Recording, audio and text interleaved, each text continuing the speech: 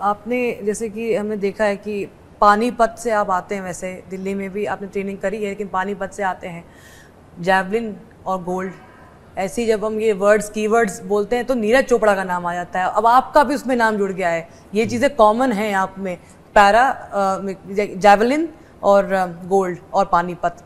तो ये कैसा लग रहा है कि नीरज चोपड़ा से लोग काफ़ी अभी कंपेयर भी करने लगे हैं? हाँ, कंपैरिजन तो नहीं, मैं ठीक बोलूँगा, क्योंकि उन्होंने 2020 ओलंपिक में जीता था और वर्ल्ड रिकॉर्ड कब किया था, तो काफ़ी मतलब बड़े खिलाड़ी हैं नीरज भाई साहब, तो उनके साथ नाम जुड़ रहा है तो ये मेरे लिए सौभाग्य की बात है। मैं काफ़ी खुश हूँ कि हालांकि पानीपत के ही 2 लड़के हैं जो बार बार ओलंपिक जा रहे हैं, हाँ।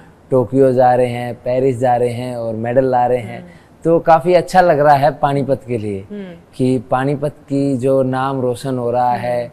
या तो लड़ाई के लिए लोगों को पता है कि पानीपत में 3 लड़ाइयाँ हुई हैं, या फिर 2 व्यक्ति वहाँ के बाला फेंक रहे हैं, तो काफ़ी अच्छा लग रहा है। और आपने टोक्यो की बात करी तो उस वक्त आपका 4th फिनिश हुआ था जी। एशियन पैरा गेम्स में भी हुआ था जी। तो ये कहाँ से आपने हिम्मत उठाई कि नहीं अब तो मुझे इस रिकॉर्ड से भी आगे जाना है? गलती हुई थी, मतलब उन पे मिस्टेक्स हुई थी, उनको एनालाइज किया, उनको दोबारा रिवाइंड किया, रीड किया, फील किया और उसके बाद कैसे ठीक करें उन चीज़ों पे काम किया। उन चीज़ों पे काम करने के बाद जो रिजल्ट आया तो काफ़ी अच्छा है, सुनहरा रिजल्ट है। हाँ बिल्कुल। और viewers, in Paralympics there are several challenges to the body for every athlete. With Navdeep, it's been dwarfism, आपका हाइट जो है वो बचपन से ऐसा ही रहा है, छोटा ही है, ग्रोथ नहीं हुई फिजिकली। तो आपका बचपन कैसे रहा है, ज़रा बताइए, क्या कुछ चैलेंजेस आपको फेस करने पड़े हैं? बचपन में रहता था कि क्योंकि गांव के लोग इतने एजुकेटेड नहीं थे और उसके अलावा गांव के तो छोड़ो, शहर के लोग इतने एजुकेटेड नहीं थे, क्योंकि वो भी इतना मेरे को उनमें कोई डिफरेंस नज़र नहीं आया, क्योंकि बोलते हैं कि ये तो स्ट्रेट माइंड होते हैं ऐसा, पर मेरे को ऐसा कुछ नहीं नज़र आया, बल्कि इधर थोड़ा ज़्यादा रहता था। गांव वाले तो ये भी हैं कि एक ही गांव के हैं, कहीं नहीं जा सकते, तो जानते हैं एक दूसरे को, तो थोड़ा कॉमन हो जाता है।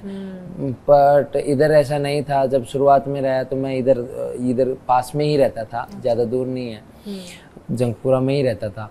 तो उधर जब निकलता था, सोसाइटी देखती थी तो एक तरीके से मजाक उड़ाती थी, हंसती थी और कमज़ोर समझती थी छोटा होने की वजह से, और मतलब ऐसी नज़र से देखा जाता था, मजाक, कमज़ोर और ऐसे। बट मेरे अंदर पता था कि क्या है, काबिलियत क्या है, मैं क्या कर सकता हूँ, क्या हो सकता है और भविष्य में मैं कितनी ताकत रखता हूँ।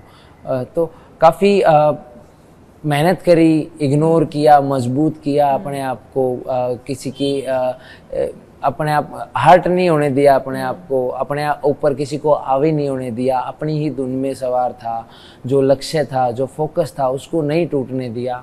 तो बाकी इन सब की बदौलत आज मैं देश का नाम रोशन कर पाया हूँ, क्योंकि अगर मैं उन चीज़ों में ज़्यादा पढ़ता तो आज क्या पता नहीं क्या स्थिति होती।